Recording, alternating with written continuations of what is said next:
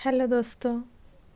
सर्दियाँ शुरू हो गई है तो आज सिग्मा कुकिंग में बन रहा है सर्दियों का स्पेशल ड्राई फ्रूट गोंद का लड्डू, जो आपको सेहत भी देगा, ताकत भी देगा और सर्दियों में गर्माहट भी देगा। और ये लड्डू बच्चों से लेके बड़ों तक और बूढ़ों तक सबके लिए बहुत ही सेहतमंद लड्डू है। तो ये मैंने बनाया है ड्राई फ्रूट्स और गोंद के साथ। तो यहाँ पे मैं एक कटोरी ले ली है मैंने मेजरमेंट के लिए। उसी कटोरी से सारा नाप हम लेंगे, सारी चीज़ें लेंगे। तो यहाँ पे मैंने 1.5 कटोरी गेहूं का आटा लिया है, नॉर्मल गेहूं का आटा जो हम रोटी बनाने के लिए यूज़ करते हैं। और इसमें मैंने लगभग 3 चम्मच घी डाला है। तो इसका हम जैसे हम मोयन लगाते हैं ना, कोई भी चीज़ बनाते हैं तो फ्राइड वाली, तो वैसे ही इसमें थोड़ा सा मोयन की तरह मैं ये घी डाल रही हूँ। इससे क्या होगा, जो हमारा आटा है वो जो खाते हैं ना हम, तो मुंह में जाके चिपक जाता है, तो वैसे नहीं होगा। और यहाँ पे 2 चम्मच मैंने दूध भी डाला है। इससे क्या होगा, लड्डू जो है वो बहुत टेस्टी भी बनेंगे और चिपकेंगे भी नहीं दांतों में। अच्छे से इसका मोयन लगाते हैं उस तरीके से मैंने इसे तैयार कर रही हूँ, हाथों से मसल मसल के। इससे क्या होगा, एक एक दाना जो है गेहूं का वो अलग हो जाता है और टेस्ट आ जाता है, टेस्ट बढ़ जाता है लड्डुओं का। मोइस्ट लड्डू हो जाते हैं, एकदम सॉफ्ट। तो ऐसे करके हम अभी इस आटे को ऐसे एक इकट्ठा करके रख देंगे ताकि ये थोड़ी देर रेस्ट करे और घी और जो दूध है वो अच्छे से ऑब्ज़र्व कर ले। तो ये आटा मैं ऐसे साइड पे रख देती हूँ, तब तक हम बाकी की चीज़ें तैयार करेंगे। तो यहाँ पे मैंने कढ़ाई रखी है, उसमें 3-4 टेबल स्पून घी डाल रही हूँ। तो हम अभी इसमें सारे ड्राई फ्रूट्स को रोस्ट करेंगे या तल लेंगे। तो उसी कटोरी से मैंने आधा कटोरी बादाम लिए हैं।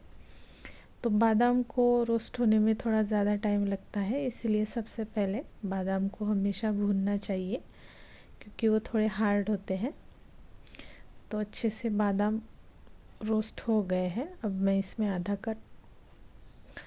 कप काजू ऐड कर रही हूँ। तो काजू बहुत जल्दी ये हो जाते हैं, रोस्ट हो जाते हैं या जल्दी जलने लग जाते हैं, इसीलिए उसे बादाम के साथ ही भूनना सही होगा। और आधा कप अखरोट लिए हैं, अखरोट को भी हमें अच्छे से भूनना है। अखरोट को ऐसे ज़्यादा हमें जलाना नहीं है, बस थोड़ा सा गर्म करना है क्योंकि वो फिर उसका जो ऑयल होता है अंदर का अखरोट के, वो छोड़ने लग जाता है। तो ज़्यादा नहीं रोस्ट करना है। अभी हमारे बादाम काजू और अखरोट अच्छे से पक चुके हैं या रोस्ट हो चुके हैं। इन्हें मैं अभी एक प्लेट में निकाल लूँगी।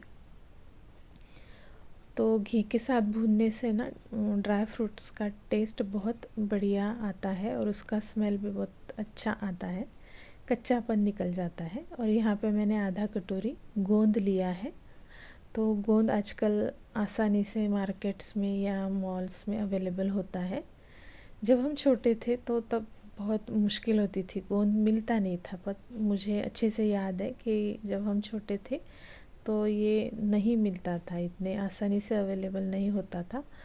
पर कुछ ऐसी चीज़ें होती हैं कि जो जिसका महत्व लोगों को समझ में आने लगता है तो फिर वो लोग उसे ढूंढने लग जाता है और फिर वो मिलने लग जाता है। उसी तरीके की बात गोंद के साथ हुई है।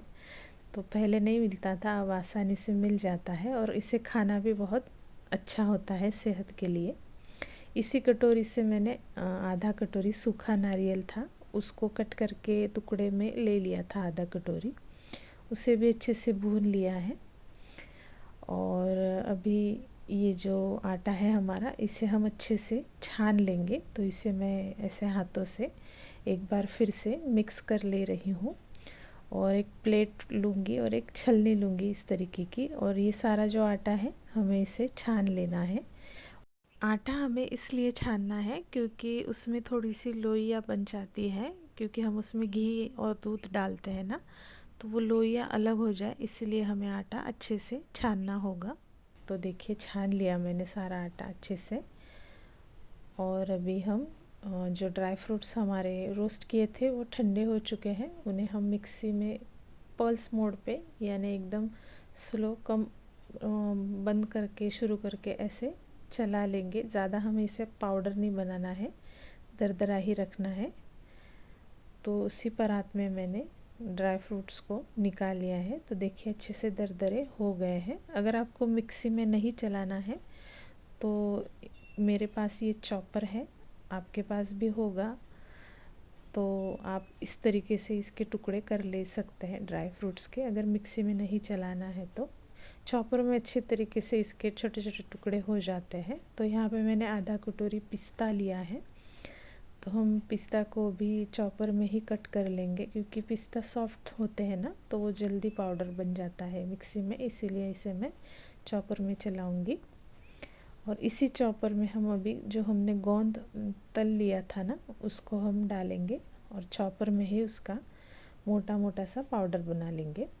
देखिए अच्छे से गोंद भी हमारा पाउडर फॉर्म में बना लिया है। मिक्सी में नहीं चलाना है हमें गोंद को, नहीं तो वो उसका लिक्विड की तरह बन जाता है। और अभी यहाँ पे मैंने नारियल जो हमने तल के लिया था उसे मैंने मिक्सी में अच्छे से उसका दरदरा सा पाउडर बना लिया है। तो नारियल को हमें मिक्सी में ही पीसना होगा, वो चॉपर में नहीं होगा। और यहाँ पे मैंने फिर से 3-4 चम्मच घी डाला है। अभी हम जो आटा हमने छान के रखा था उसे अच्छे से भून लेंगे, क्योंकि ये बहुत मेन प्रोसेस है, इसे हमें अच्छे से करना होगा, केयरफुली चलाते रहना है और आटे को हमें अच्छे से भूनना है। नहीं तो आटा अगर कच्चा रह गया तो फिर सारे जो लड्डू हैं हमारे, उनका टेस्ट अच्छा नहीं आएगा। तो ये मेन प्रोसेस है, थोड़ा सा थका देने वाला प्रोसेस है, पर फिर भी अगर कुछ अच्छा और बढ़िया सा खाना बनाना है बच्चों के लिए तो थोड़ी सी मेहनत तो करनी पड़ेगी। तो यहाँ पे इस आटे को हमें चलाते रहना है, रुकना नहीं है, नहीं तो फिर आटा जल सकता है। और मैंने मीडियम टू लो फ्लेम रखा है गैस का। तो इसी तरीके से ऐसे चलाते रहना है। और जैसे जैसे ये भूनेगा ना उसका कलर चेंज होता जाएगा। तो जैसे बिस्किट्स का कलर होता है उस तरीके से ये आटे का कलर होना चाहिए। अगर आपको घी कम लग रहा है तो आप इसमें थोड़ा सा घी ऐड कर सकते हैं। और ये सेसमे सीड्स या खसखस भी ले सकते हैं आप। तो मैंने यहाँ पे खसखस लिया है, 3-4 चम्मच खसखस और 1 चम्मच इलायची पाउडर, और ये जायफल कद्दूकस कर ले रही हूँ। क्योंकि जायफल अगर हम कूट के डालेंगे ना तो उसका जो स्मेल है वो चला जाता है। तो डायरेक्ट इसे हम कोई भी चीज़ में अगर जायफल ऐड कर रहे हैं तो इसी तरीके से ऐड करना चाहिए, उसको रखना नहीं है हमें कूट के, तो उसका स्मेल और टेस्ट चला जाता है। तो यहाँ पे अच्छे से मैंने सारी चीज़ें मिक्स कर ली है। और मैं हमेशा मीठी चीज़ हो चीज़ों में थोड़ा सा नमक ऐड करती ही हूँ। मुझे बिना नमक की कोई भी चीज़ें अच्छी नहीं लगती है। मीठी चीज़ों में भी नमक डालने से उसका फ्लेवर बढ़ता है और अच्छा टेस्ट आता है। तो इसमें मैंने थोड़ा सा नमक ऐड किया है। और देखिए अच्छे से जो हमारा आटा था वो भून चुका है, एकदम बिस्किट जैसा उसे कलर आ गया है। अभी उसे ड्राई फ्रूट जहाँ जिस परात में हमने निकाले थे उसी में आटा में निकाल ले रही हूँ। और उसी कढ़ाई में मैं 2 चम्मच के लगभग घी डाला है। और उसी कटोरी से मैंने 1.5 कटोरी गुड़ लिया है। अभी हम गुड़ को बस मेल्ट करेंगे, उसका हमें चाशनी नहीं बनाना है, बस उसको मेल्ट करना है गुड़ को। चाशनी अगर आप बनाएंगे हार्ड वाली तो लड्डू तो आपके बन जाएंगे पर वो टूटेंगे नहीं, फिर आपको उसे तोड़ने के लिए औज़ारों की ज़रूरत पड़ेगी। तो ये आप बात हमेशा ध्यान रखिए कि गुड़ को हमें बस पिघलाना है, उसकी चाशनी नहीं बनानी है। तो देखिए गुड़ हमारा मेल्ट हो चुका है। और ये जो हमारा मिक्सचर था आटा और ड्राई फ्रूट का वो अच्छे से मैंने मिक्स कर लिया था। तो देखिए उसको अच्छे से कलर भी आ गया है और अच्छे से दरदरे हमारे ड्राई फ्रूट्स उसमें दिख रहे हैं। तो अच्छा लगता है बच्चों को जब हम ऐसे लड्डू देंगे खाने के लिए तो वो जो काजू बादाम दिखते हैं ना तो बहुत सुंदर लगते हैं और खाने में भी टेस्टी लगते हैं। हमने रोस्ट किया था थोड़े थोड़े घी डाल के, तो बहुत अच्छा सा टेस्ट आता है ड्राई फ्रूट्स का। तो हमारी जो चाशनी थी हम इसमें ऐड करेंगे और उसे चलाते हुए अच्छे से मिक्स करना है। बिल्कुल ठंडा नहीं करना है, जल्दी जल्दी गरम गरम ही हमें इसे अच्छे से मिक्स करना है।